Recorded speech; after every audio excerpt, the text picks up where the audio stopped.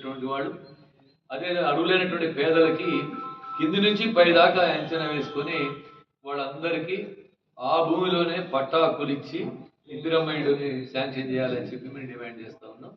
కాబట్టి ప్రభుత్వం ఇప్పుడు అక్రమార్కుల గురించి ఆందోళన ఉన్నప్పటికీ కూడా ఏదైతే పేదలు కష్టపడి ఇల్లు కట్టుకుని పూర్తి చేశారో ఉన్నప్పుడే పరిశీలన చేసి రెగ్యులరైజ్ చేసి ఉంటే ప్రభుత్వం సరిగ్గా చేసినట్టు ఉండేది అనేటువంటి మేము భావిస్తా ఉన్నాం.